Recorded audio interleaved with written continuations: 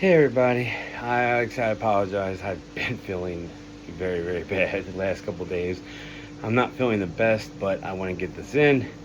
Um, so this is part two of my series What If.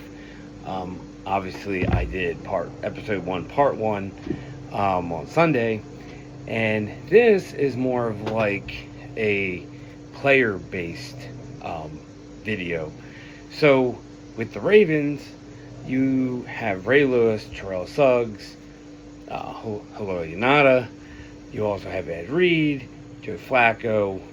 I mean, hell, you can even do Lamar Jackson. And then with the Colts, you would have Peyton Manning, Reggie Wayne, Marvin Harrison, Mathis. You know, you just take your pick. Like, those guys would not, if the Colts stayed in Baltimore, chances are 9, maybe 10 key players from both of those franchises would not be on that franchise as it, would be. However, you could argue that depending on the situation, maybe, Peyton Manning still lands on the Colts. Maybe, Joe Flacco somehow gets on the Colts.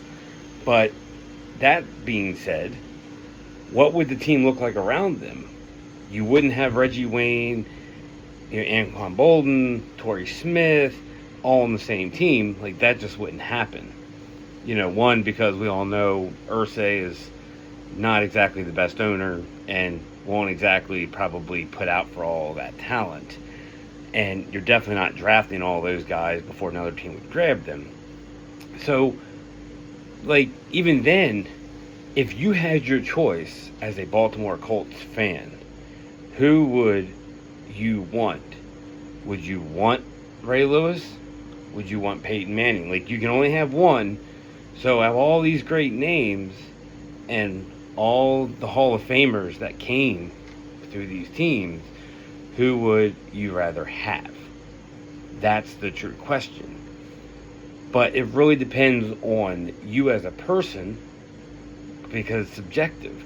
If you're a defensive person, you definitely would want Ed Reed, Ray Lewis, Terrell Suggs, controlling the center field, of your defense. And then rushing and, of course, the back end.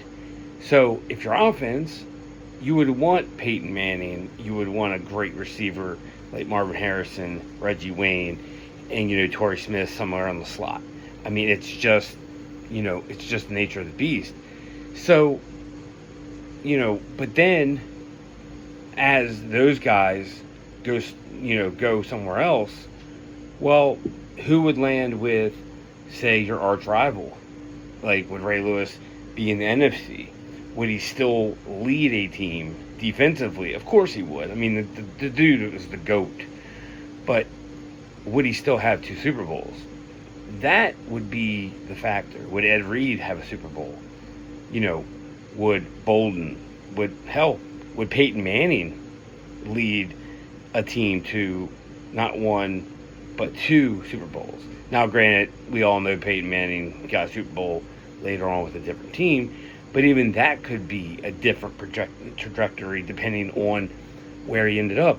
He could have ended up not with the Colts, definitely not with the Ravens, considering the argument, but he could have been with, say, Arizona or, who knows, maybe the Browns. Like, could you imagine that catastrophe, knowing that situation going on? So, it all, like I said, all depends on what your view is. But it just makes you think, where would these players not only land, but what would their path to the Hall of Fame be? Would it be in the playoffs leading teams to Super Bowls? Or would it be, more of a regular season performance year in and year out? A couple Defensive Player of the Year awards, Offensive Player of the Year awards, MVPs, and so on. So there is really no safe bet to assume anything, because yes, things could fall a certain way, and you might get a few of those players still on the Colts. But, you know, let's face it, the future of the Colts would probably look a lot different if they had stayed in Baltimore. And I'm pretty sure Colts fans that are in Indy appreciate their team.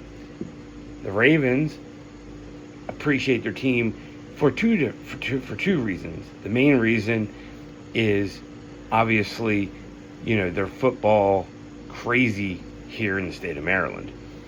But secondly, they appreciate football. Like, especially when they went like 12 years without a football team. You know, and so when you don't have something, you can appreciate it more. But when you're successful, you are very spoiled and appreciate it that much more. So, you know, considering the Ravens have been around for nearly 30 years, and they've definitely had way more successful winning seasons, which also is subjective because obviously Super Bowls are the key to success, but they give themselves a chance every year, and that's what's important. The Colts have been successful for the most part in Indianapolis. Division titles, playoff wins, Super Bowl win, and an appearance, and they were definitely within grasp of that second one. So both cities have definitely benefited from the move. But it is interesting to see just how different it could be if it wasn't that way. So, that being said, my second episode is going to be more of a heartbreaking story that I truly wish was something I could change, because I feel in general the world would definitely be, or at least the college football world would definitely be a better place if this was the case. But if you like my series so far, and I appreciate all the new subscribers, I've gotten about 25 to 30 subscribers in a week, which is amazing, and I thank you. If you feel the need to subscribe, do it. No pressure. At least like and comment. You know, if you have a certain story you would like to see, like I said, just leave in the comments below, and I'll see what I can do. Casual Sports Guy. Until next time, see ya!